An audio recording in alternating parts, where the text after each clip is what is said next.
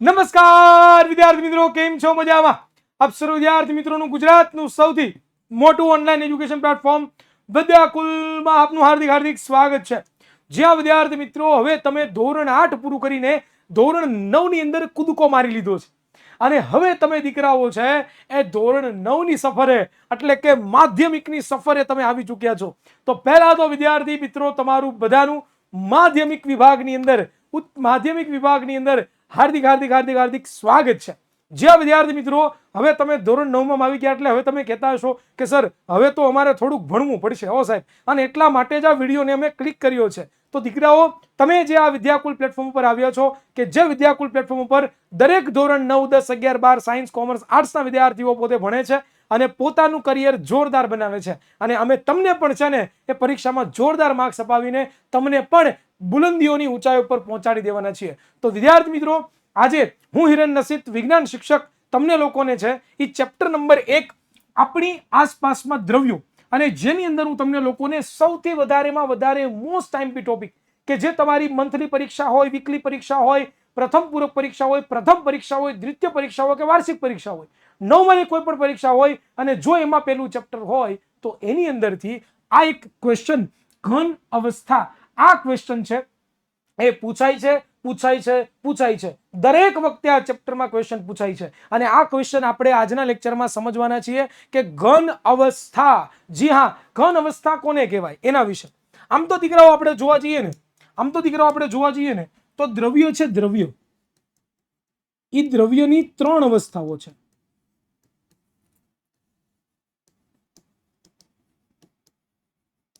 દ્રવ્યની કેટલી અવસ્થાઓ છે દીકરાઓ? સર, દ્રવ્ય છે ને એ દ્રવ્યની 3 અવસ્થાઓ છે. હા, સાચી વાત છે તમારી દીકરાઓ કે દ્રવ્ય હોય એની 3 અવસ્થા હોય. કઈ છે સર? કઈ છે? તો કે સર અમને અમારા સ્કૂલની અંદર શીખવાડ્યું છે કે સર પેલી જે દ્રવ્યની અવસ્થા છે ને જેનું નામ છે ઘન અવસ્થા, સર બીજી જે દ્રવ્યની અવસ્થા છે ને એનું નામ છે પ્રવાહી અવસ્થા, અને સર ત્રીજી જે અવસ્થા છે ને દ્રવ્યની જેનું નામ છે વાયુ અવસ્થા. એટલે સર ટોટલ ઘન, પ્રવાહી ને વાયુ એ 3 અવસ્થા દ્રવ્યની હોય છે. અને એની અંદર દીકરાઓ જો વાત કરવા જઈએ ને તો આ જે ઘન અવસ્થા છે ને એના વિશે આપણે આજના લેક્ચરમાં ચર્ચા કરવાના છીએ. ઓકે, તો ચાલો વન બાય વન મુદ્દા વાંચતા જઈએ, એને સમજતા જઈએ શું કહેવા માંગે છે. તો પહેલો મુદ્દો દીકરાઓ આપણને શીખવાડે છે, શું શીખવાડે છે કે ઘન પદાર્થ હોય એ ઘન પદાર્થને ચોક્કસ આકાર હોય છે, ચોક્કસ કદ હોય છે અને ચોક્કસ સીમા હોય છે. તમે કોઈ પણ ઘન પદાર્થ લો, જેમ કે ઉદાહરણ તરીકે અત્યારે હું તમને મારા મોબાઈલ ફોનનું એક્ઝામ્પલ આપું છું, બરોબર? આ છે મારી પાસે મારો મોબાઈલ ફોન. આ જે મોબાઈલ ફોન છે દીકરાઓ, આ મોબાઈલ ફોનનો કોઈ ચોક્કસ આકાર છે? હા સર, એનો એક લંબચોરસ જેવો ચોક્કસ આકાર જોવા મળે છે. Okay, very good. આ જે મારો મોબાઈલ ફોન છે એ કોઈ ફિક્સ જગ્યા રોકે છે? આ મોબાઈલ ફોન છે એ કોઈ એક ચોક્કસ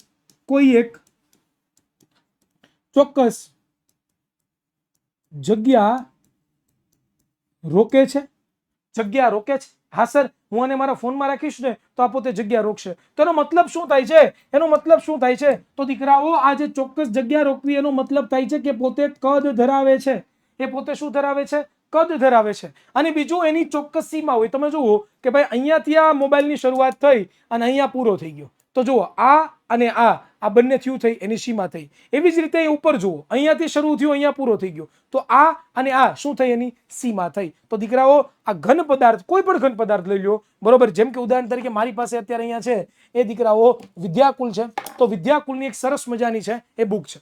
તો વિદ્યાકુલની બુક છે, એમાં તમે નજર કરો તમને ખબર પડશે આનો પણ એક લંબચોરસ જેવો ચોક્કસ આકાર છે. અહીંયા શરૂ થાય, અહીંયા પૂરી થાય, અહીંયા શરૂ થાય, અહીંયા પૂરી થઈ જાય, એટલે ચોક્કસ સીમા ધરાવે છે. અને આને જે પણ જગ્યાએ મૂકીશ તે પોતે જગ્યા રોકશે, એનો મતલબ કે એ કદ પણ ધરાવે છે. તો પહેલો મુદ્દો યાદ રાખશું કે કોઈ પણ દીકરાઓ ઘન પદાર્થ હોય એ હંમેશા માટે ચોક્કસ આકાર, કદ અને સીમા પોતે ધરાવતો હોય છે.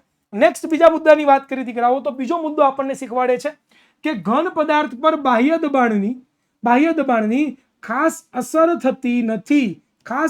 થતી નથી, એટલે કે તેથી તેને સંકોચન પામતા નથી. ભાઈ ઘન પદાર્થ હોય, માન લો કે ફરીવાર મારા મોબાઈલનું ઉદાહરણ લઉં. આ મારો મોબાઈલ ફોન છે, અને મોબાઈલ ફોનને હું ગમે એટલો દબાવું હું બાહ્ય દબાણ આપું છું. બાહ્ય દબાણ એટલે બહારથી આપવામાં આવતું દબાણ. બાહ્ય દબાણ એટલે બહારથી આપવામાં આવતું દબાણ. તમે જે બહારથી દબાણ આપો છો એને શું કહેવાય? બાહ્ય દબાણ.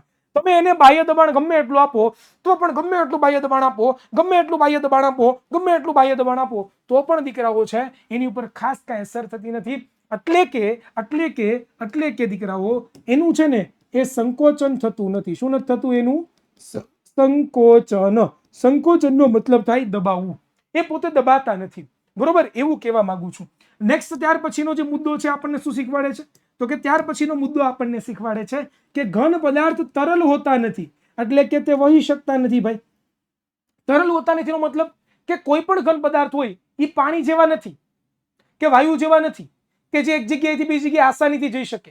પાણી હોય એને હું અહીંયા ડોલ લઈ આવું ને ઢોળી દઉં તો શું થાય? તો કે સર એ પાણી છે ને બધી દિશામાં ફેલાય છે. સર એ પાણી છે ને એ ધીમે ધીમે ફેલાવા માંડે, વહી શકે, એક જગ્યાએ બીજી જગ્યાએ જઈ શકે. ક્યારે તમે સાંભળ્યું કે કોઈ પણ ઘન વસ્તુ છે એ પોતે આસાનીથી વહી જતી હોય? એવું સાંભળ્યું નહીં. તો આનો મતલબ એવો થાય છે કે ઘન પદાર્થ છે એ તરલ હોતા નથી, વહી શકતા નથી એક જગ્યાએથી બીજી જગ્યાએ આસાનીથી. જેમ પાણી વહી શકે છે, જેમ હવા વહી શકે છે એક જગ્યાએ બીજી જગ્યાએ, એવી રીતે ઘન પદાર્થો કરી શકતા નથી. તો ખાસ યાદ રાખશું કે આ 3 મુદ્દા. ત્યાર પછીની વાત કરી દીકરાઓ, ત્યાર પછીનો જે મુદ્દો છે એ મુદ્દો આપણને દીકરાઓ શીખવાડે છે શું?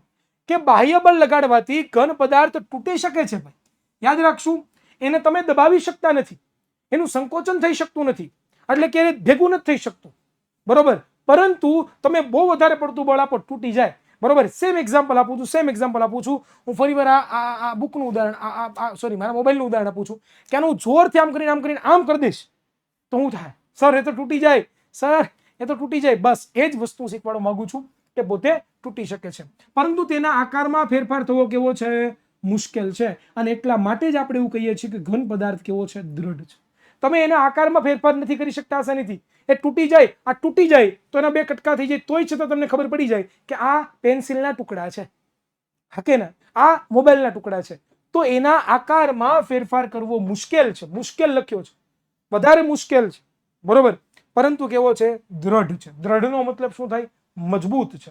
ઓકે, ક્લિયર છે. આગળ વાત કરીએ દીકરાઓ, નેક્સ્ટ મુદ્દો આપણને શીખવાડે છે. એ નેક્સ્ટ મુદ્દો આપણને એવું કહે છે કે ભાઈ સ્પંજનો મતલબ થાય વાદળી. હમણાં હું તમને લોકોને બતાવું કેવું હોય સ્પંજ. તો દીકરાઓ જો અહીંયા તમે જોઈ રહ્યા છો, આ છે સ્પંજ. આ કહેવાય સ્પંજ, જેને આપણે સાદી સિમ્પલ ભાષામાં શું કહીએ ને? દાધ્યો કહેવાય. મને એક્ઝેક્ટ ખબર નથી પણ દાધ્યો કહેતા હો. તમે એને દબાવો છો તો એ જે સ્પંજ હોય ને એની અંદર નાના કાણા હોય, નાના જગ્યા હોય અને એમાં વાતાવરણની હવા ભરાયેલી હોય. તમે જેવા એને દબો છો ને એટલે તરત જ એ સ્પંજની વચ્ચે રહેલી જગ્યા છે, એમાં રહેલી જે હવા છે એ હવા બહાર નીકળી જાય છે. બરોબર, અને ફરી પાછું છે એ તમે લોકો છે પાછો મૂકી દો છો દબાવવાનું, એટલે પાછો હતું એમને બહારની હવા પાછી અંદર ઘૂસી જાય છે. તો અહીંયા સ્પંજ છે દીકરાઓ, એ સ્પંજ કાંઈ નથી. એ સ્પંજ દીકરાઓ કાંઈ નથી, પરંતુ એ સ્પંજ છે ને એ શું છે? તો કે આપણે એને દબાવી શકીએ છીએ. બરોબર, કારણ કે તેના ઘટકોની વચ્ચે શું હોય છે? તો કે દીકરાઓ ખાલી જગ્યા રહેલી હોય છે. અને ખાલી જગ્યા રહેલી છે કે જેમાં હવા બહાર નીકળી જાય છે, પરંતુ એની અવસ્થા બદલાતી નથી. આગળ વાત કરીએ દીકરાઓ કે મારે તમને વાત કરવી હતી આ મટીરિયલ્સની.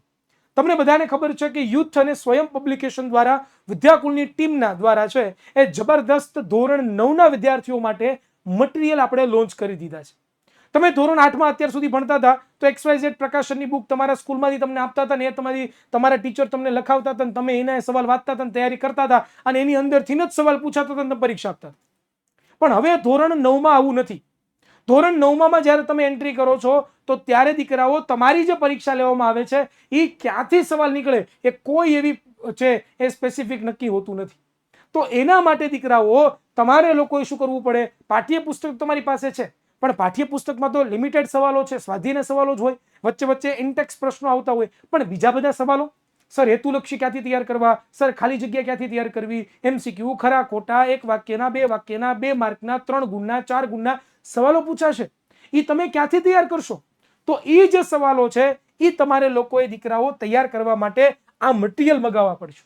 અને આ મટીરિયલ છે કે જેમાં તમને ગણિત, વિજ્ઞાન, સામાજિક વિજ્ઞાન, ગુજરાતી, અંગ્રેજી ગ્રામર, અંગ્રેજી ટેક્સ્ટ બુક, હિન્દી અને સંસ્કૃત આ બધા જ મટીરિયલ તમે મગાવશો અને એની અંદરથી તમે તૈયારી કરશો તો તમારી પરીક્ષા છે એ જબરદસ્ત જશે. અને આ બુકની અંદરથી તમારી પરીક્ષાની અંદર બધી વસ્તુ પૂછાવાની છે.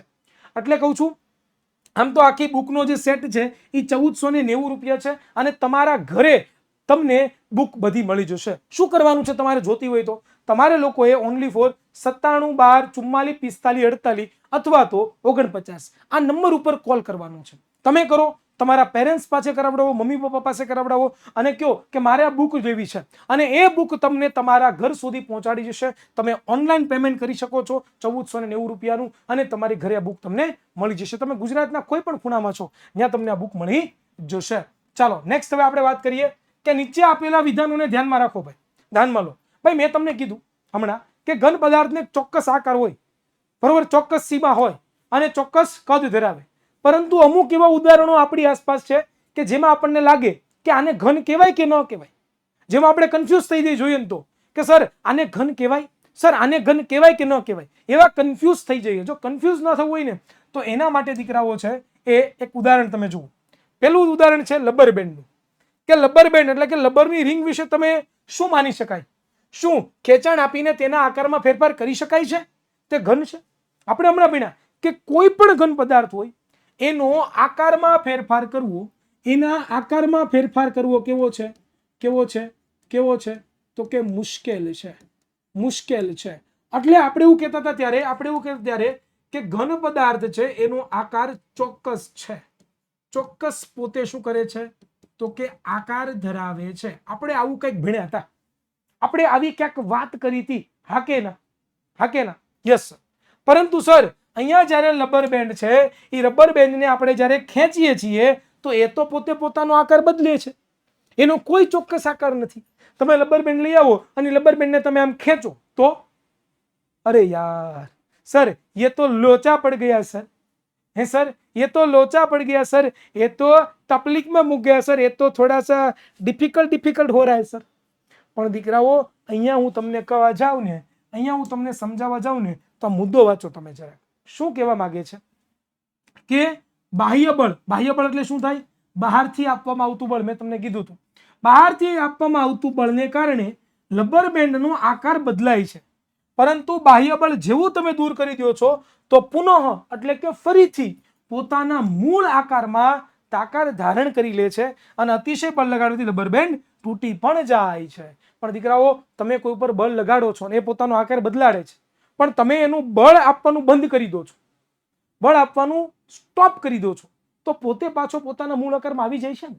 તમે રબરને આમ ખેંચો તો પોતાનો આકાર બદલે, પણ મૂકી દો તો હતું એમને પાછું થઈ જાય છે ને. તો દીકરાઓ આ સમજાવવા આપણને માગે છે કે ઘન પદાર્થ હોય એ ઘન પદાર્થ હંમેશા માટે પોતાનો આકાર બદલી શકે જો બાહ્યથી બળ આપો તો, પણ બળ મૂકી દો તે પોતે પોતાનો આકાર ધારણ કરી લે છે.